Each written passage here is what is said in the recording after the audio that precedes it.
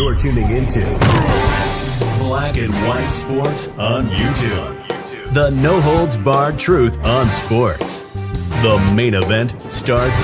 All right, Black and White Sports supporters. Well, I got to tell you, if the Wolverines can pull this off after everything that's happened, I got to tell you, I think it's doing a hell of a job. I do. I think this is a good get. I understand. Not the first choice, probably not the third choice. But if you can somehow, some way come out of all of this drama with Sherrone Moore and the program and the way it looks right now with Kyle Whittingham as your head coach, there's worse things that could have been done here.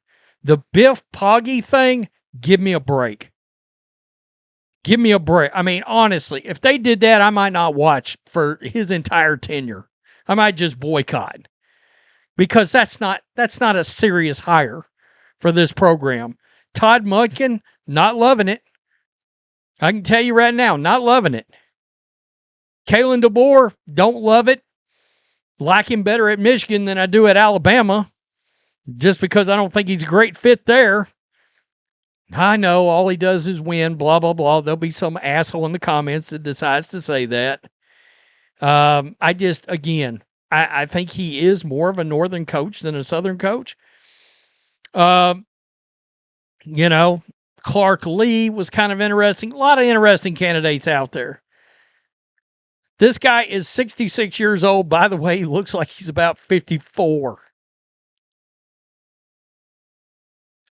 Fantastic shape. You could tell jacked in the gym. I mean, he's got his shit together. Adam Schefter, and this is getting, look, when Schefter's tweeting this out, this is getting real, all right? Utah coach Kyle Whittingham has emerged as the focus of the University of Michigan's coaching search.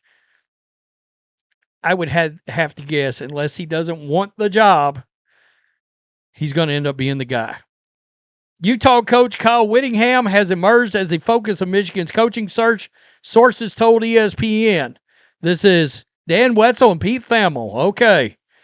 Whittingham's candidacy is expected to be shared with top of Michigan officials on Friday, sources said, and a deal could come together in the near future if they approve.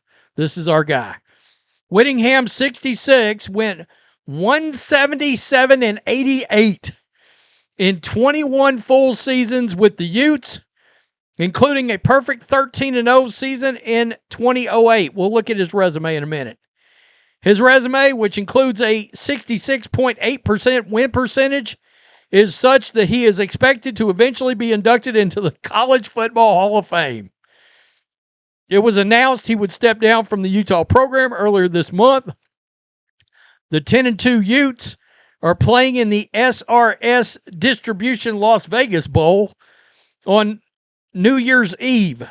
Whittingham made it clear in public comments that he was not retiring, as he joked he was entering, quote, the transfer portal. It's a dude that gets it. It's a dude that probably realizes, too, look, Utah was really competitive this year. But NIL money, etc., we all know that's going to hurt some of these programs in the long runs. The wording of his departure as stepping down combined with his comments hinted at another potential head coaching job. Michigan fired Sherrone Moore on December 10th after credible evidence emerged that he engaged in an inappropriate relationship with a staffer. Moore was arrested, later charged with a third-degree felony for home invasion and 2 misdemeanors. I read that as a Michigan fan, and my mother effing blood just, it is boiling over. The Wolverines went 16-8 under Moore, are seeking a return to on-field success of the end of the Jim Harbaugh era. I contend he should have never gotten a job. It should have been a real search. Whittingham is known for producing physical winning teams. His teams mirrored the Big Ten while in the Mountain West, Pac-12, and Big 12 as they relied on dominant players at the line of scrimmage. Absolutely. Kalen DeBoer was among the top candidates. Look, when he beat Oklahoma, when he beat Oklahoma, it really knocked Kalen out of the running in all this. Because Michigan just doesn't want this to drag on forever, and I get that. Kyle Whittingham's resume, folks. He went 10-2 this year. Now, you guys know we talk a ton of NFL on this channel. He's got 2 offensive linemen that will go in the first round of the 2026 draft that came out of his program. That's the kind of guys we need coming out in the draft for Michigan, is guys that are coming out in the first round on the lines. You tell me this guy can really recruit guys and turn them in the first round offensive linemen, 2 of them at the same time? Sign me up. Sign me, run the ball. I mean, defensive line, offensive line. Now you're talking. Michigan football. By the way, came up under Urban Meyer. He took over for Urban at Utah. I like it.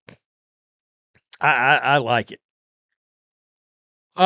1, 2, 3, 4, 5, 6, 7, 8, 9, 10, 11, 12, 9+ win seasons at Utah, including a Fiesta Bowl win and a Sugar Bowl win. Also got a Sun Bowl win. He's also been to the Rose Bowl 2 more times. Besides that, I mean, that's consistent. That's solid. And he will officially solidify the program again. I mean, look, this is where we're at. The final 3, Biff Poggi, come on. There's Kyle, Todd Monken, I can't. And Jeff Brom. I don't hate Jeff Brom in all this, but if you ask me, I probably, because of style, would just as soon as have Kyle as Jeff, although it does not matter between the two. You guys know I was banging the drum for Dillingham. We didn't get him. Okay. And that's the problem in all this, right? So much of this happened late in the cycle after guys had already gotten jobs. You know, my gut feeling is they would have went and grabbed a Matt Campbell that ended up at Penn State at record speed. Somebody like that. It's kind of in no man's land. You know? Don't have a coach from the NFL lined up. I know there's some John Harbaugh rumors out there, this and that and the other, but I just don't think that's going to happen. Tell me what you think. Peace. I'm out. Till next time. Thanks for watching the show. Be sure to like, comment, and subscribe. Be sure to tune in next time on Black and White Sports.